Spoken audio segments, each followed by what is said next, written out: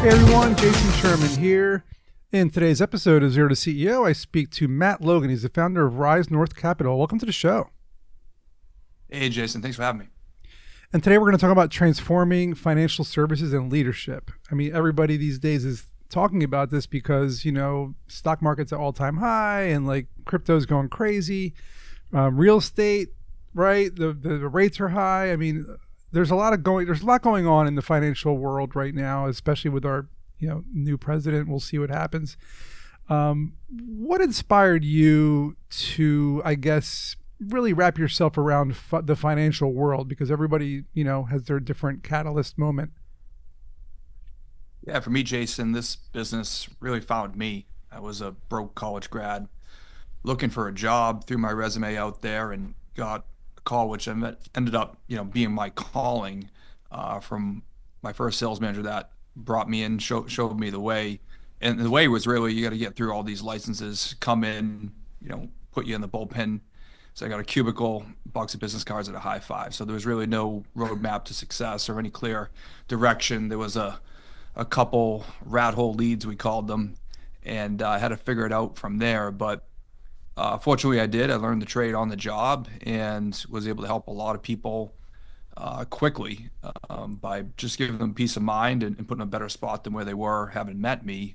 And then that really catapulted me to a place of, not just survival, but, status, and then eventually freedom and now purpose. Nice.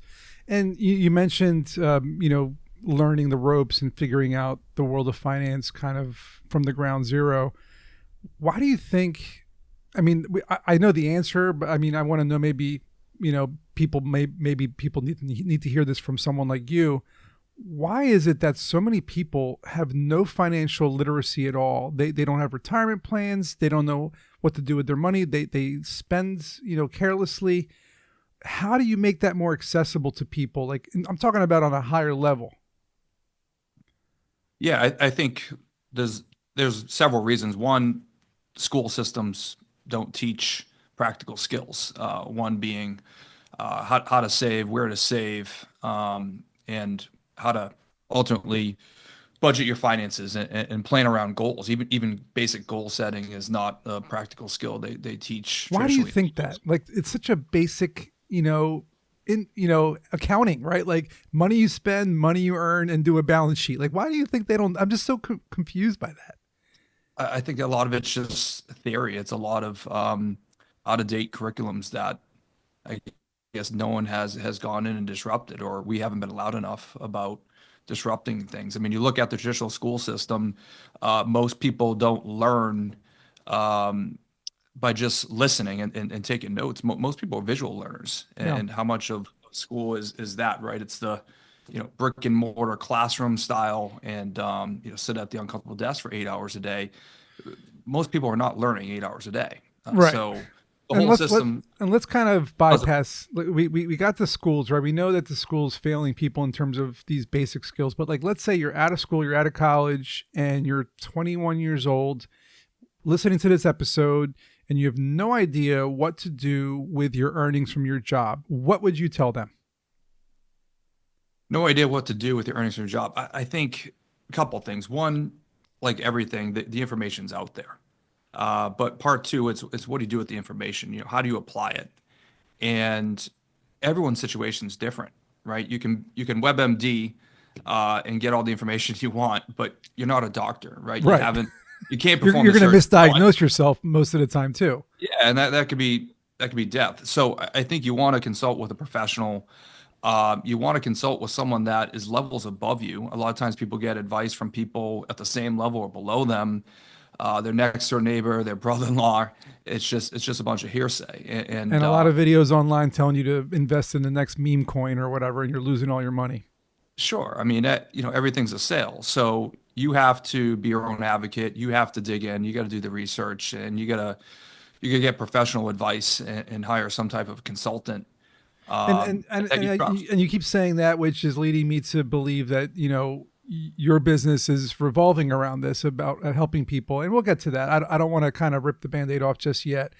I'd like to know more about how you built the company you built. Because, being an entrepreneur is one thing, starting a business is another thing. Putting together a great team around you to help you scale your business is a whole another thing. Walk me through those steps that you took. Yeah, sure. So it started with learning the trade itself, right? How do I market? How do I build relationships, connect with people, get people to do things that they wouldn't do unless they had my influence? Right. And then from there, you can take those skills and you can start to incorporate that into building a team. And for me, going from financial advisor for almost a decade to then, financial leader and having to assemble a team, I was able to transfer those skills and touch more people and impact more people because I was able to scale, right? I could only have, so many hours in a week, Yeah. so I looked at it as like if I have, 10 people that each had 168 hours, I could significantly multiply my impact. So I had an opportunity to build a team, scale a team, develop people and help them, elevate their life, not just their financial services business. And eventually went out and started this venture, Rise North Capital, 2019, brick by brick, had to start from scratch all over, and was able to again not just take those skill sets and transfer it, but figure out how to incorporate systems so I could duplicate, what Right. worked. And And and you're bringing that, it, you brought up that's a what, lot of points, right? You brought up, there's so many different things you talked about just in that last couple of paragraphs. Is you said first of all you put together a team and you had to lead those people. Not everybody knows how to do that, right? And we have to kind of take a step back and zoom out for a minute. People are listening, like, I don't know how to lead people. Like, I got an idea. I became an expert in this one thing because I spent my 10,000 hours learning it. How do you translate that to now get 10 people to be mini me's or clones of you to do the same exact thing that you just did? And you mentioned again systems and processes. We'll talk about that next, but I want to know about the team. Like, how do you become a leader and then know how to lead them? yeah, I don't think you do unless you get around leaders. So Mm, for me, I learned from a great leader on, how he influenced and how he was able to build and create these what ended up being lifelong, friendships. Because if you make impact in people's life, it becomes more than just people respecting you. It's people following you right. for who you are, not just what you do. So I learned from great leaders, and on top of that, I dug in. Just like when you asked about how do people, learn the financial game, you get to dig in. So I dug in. I find myself really passionate about leadership, and we have access to great leaders. Whether it's a podcast, whether it's YouTube, when you have some financial capital, you can invest and you can get around these people. It really is the golden age, where I was just out in Arizona and met, this massive influencer who I wanted to get around. I just flew out there and went to one of his events, paid the ticket, and got around him. So Nice. everything is accessible today. It's just what you're So willing you to got to do. take the leap. You got to really want it badly enough that you have to take those chances, those risks, and put yourself out there. Because I mean, so many people are. I mean, we know the whole the generations growing up with the smartphones and the internet, and they haven't really gone out in the world, right? Especially with COVID, it really kind of made them even worse out of college. They're like, well, now what do I do? I don't even know how to function. So we're talking to a whole new world out there, and you brought up a lot of points, and I want to shift over to systems and processes. This is something that I've talked about a lot in my podcast. I've been doing this for 6 years. There's so many different systems and processes in place to do so many different things. How did you come up with your unique systems and processes and then use them in your daily work and then also teach people how to do those? Like, was it like a thing that you came up with yourself? Did you kind of cherry pick the things you like the most that you learned? Like, some of your thoughts on that. Yeah, I'm a big believer in chaos first. So create chaos, which generates a need, right, for cleaning things up and having some order. So a lot of it's forcing yourself into things, right? If I build a team, I got to force myself into becoming a great leader. So I create problems first and then come up with solutions. And I've gotten better over the years, right? Being more proactive to problems they don't have as many, right? But for systems processes, for me again, it was learning from people that had them. A lot of success that's out there leaves a trail of breadcrumbs, right? I just got to pick them Right. up.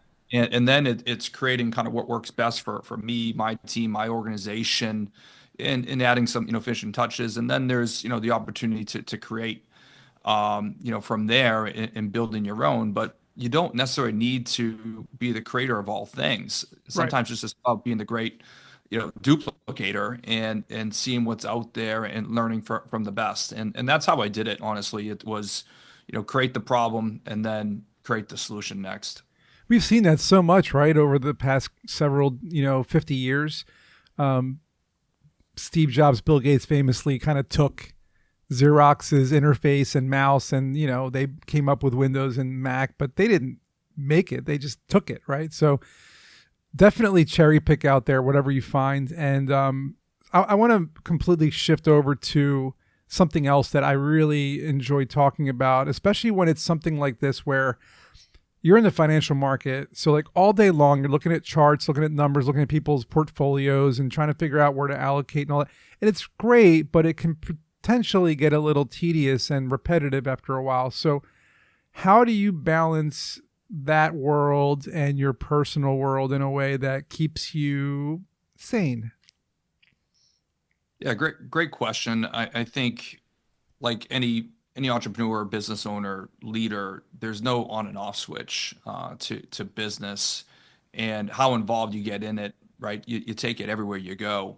It's being able to turn it on, turn it off, and that comes down to you being disciplined to do it. So for me, it's really building out a schedule that allows me to live and work optimally around my clients, which today is my financial advisor team. Those are my clients today, and they help clients. So not necessarily trying to be the jack of all trades, master of none is another one. So it's knowing how to delegate, what to delegate, and where can I best serve. What is my unique lane, and how do I live 80% of my life there. Right. And that's what I do today. It's really trying to get as narrow as I can and delegating everything that I can't best serve and lead where I'm most effective.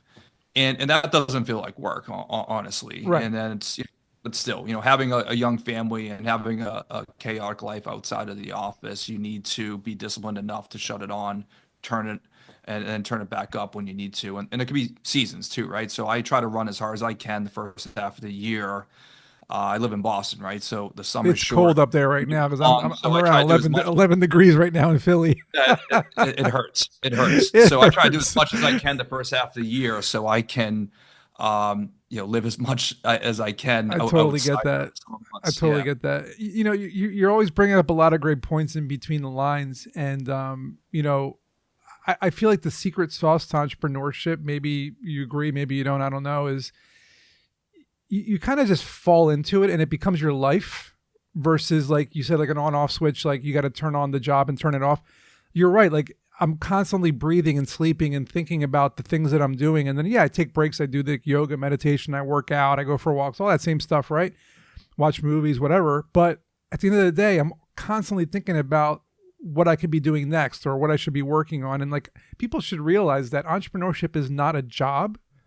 It's a mindset and like a lifestyle. What do you think about that? And how do you apply that to your business? Yeah, 100%. It's a lifestyle. I mean, for me, when I said, initially starting out, it's all about survival, and then you get, to these different levels. My purpose is to help people live a better life. And in financial services, the trade of giving financial advice just became the vehicle to get there. So it's living to your fullest at, the highest you can possibly be in every single area of your life, whether that's relationships, whether that's your health, whether that's your business. So I think you can, walk around doing what you do everywhere you go. And, if you have those values, if you have that mindset, I think it's all connected, right? If you're Yeah, struggling at home, you're going to bring that to the workplace with you. totally If you're agree. struggling in business, you're going to bring it back at home with you. So I try to involve. I do a bet. I think I do a better job today of involving, my wife in certain things. I'm going to bring her to a lot more events this year than I have previously, and it's trying to create that culture with my organization throughout the week. So just because it's the weekend doesn't mean the week ends. Yeah, And I see really big, successful organizations that run it that way. They're with the team on Sunday, going to church. yeah, They're working events on Saturday together, right? So they do a great job of blending that lifestyle. and creating a culture that really makes it easy to get results if you're driving there. Amazing. Love it, Matt. And where can people find out more about what you guys do at Rise North Capital? RiseNorthCapital.com. There's plenty of places to click around and inquire about what we do. There's a complimentary strategy call for anyone interested in speaking with one of our professionals on our team. We work virtually across all 50 states, so we can help anyone in any situation, blue collar, white collar. Hit us up. We can figure out where you are and figure out where you want to go and connect the dots and help you get there. Perfect. Guys, if you need some financial help, you know where to go. RiseNorthCapital.com. Check it out. And we'll see you guys in the next episode.